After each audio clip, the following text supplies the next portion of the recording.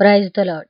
ప్రియమైన సహోదరి సహోదరులందరికీ mirror of Christ తరపు నుంచి శుభాలు. ప్రియమైనటువంటి వాళ్ళారా, మీరందరూ బాగున్నారని విశ్వసిస్తున్నా. వినవాక్యాన్ని షేర్ చేయండి, అలాగే పరిచర్య భారంతో ఉంది, సహకరించండి.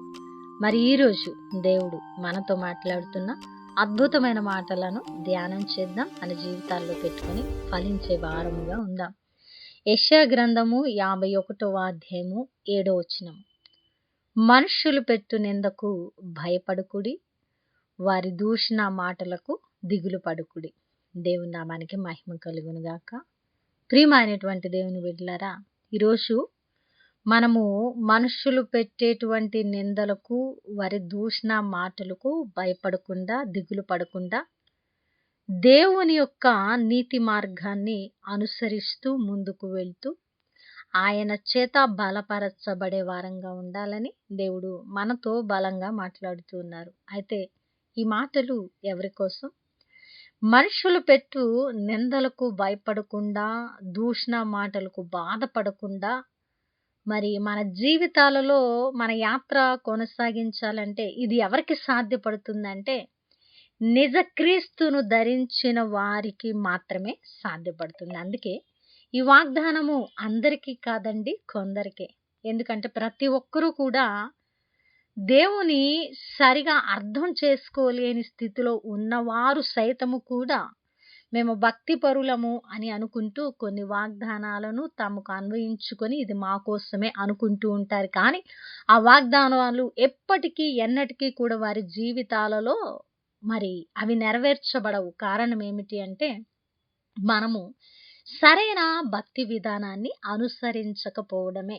మరి ఈరోజు ఒకవేళ సరైన భక్తి చేయకుండా, నీతి, పరిశుద్ధత, దైవిక చిత్తాలు అనుసరించకుండా నీ ఇష్టానుసారమైన భక్తిని చేస్తూ, ఒకవేళ మనుషులు పెట్టు నిందలకు భయపడకుండా, వారి దూషణ మాటలకు దిగులు పడకుండా, దేవుడి వాగ్దానం ఇచ్చారు కదా అని ఈ వాగ్దానాన్ని పట్టుకొని ముందుకు వెళితే నువ్వు బొక్కబోర్లా పడతావు.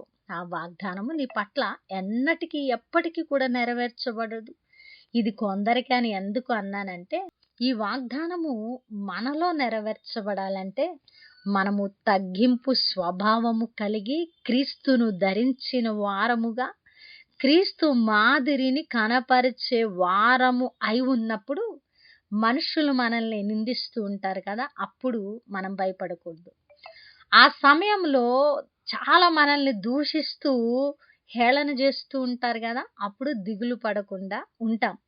ఎప్పుడైతే ఆ స్థితిలో మనం ఉంటామో అవి నిజముగా మన జీవితాలలో దూషణ మాటలై ఉండి నిందలై ఉన్న ఎడల ఖచ్చితంగా ఈ వాగ్దానము మన యందు నెరవేర్చబడుతూ ఉన్నది.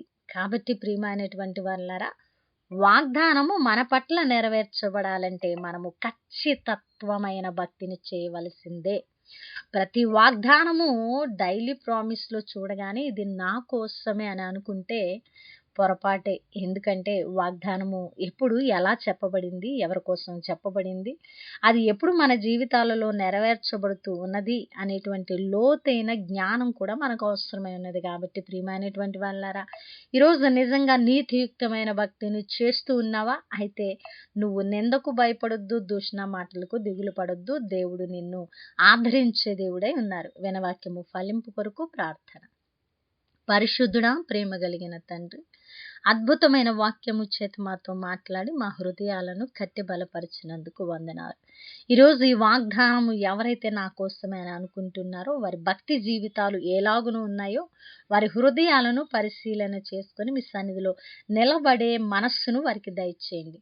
అయా, వారు నిజంగా నిందించబడుతూ ఉంటే నువ్వు ఆదరించే దేవుడుగా వారి జీవితాలలో కార్యాన్ని జరిగించమని, ఈ పరిచర్యకు సహకరిస్తున్న వారిని దీవించమని, చేసిన ప్రార్థనకు దీవెన జవాబిచ్చారని నమ్ముతూ ఈ ప్రార్థన నజరుడైన యేసుక్రీస్తు నామమున సమర్పించి అడిగి వేడుకుంటున్నాము తండ్రి, ఆమేన్. ప్రియమైన దేవుని బిడ్డలారా, విన్న వాక్యాన్ని తప్పకుండా షేర్ చేయండి, పరిచర్యకు సహకరించండి. దేవుని చిత్తమైతే మరలా కలుసుకుందాం. దేవుడు మిమ్మల్ని దీవించును గాక. ఆమేన్.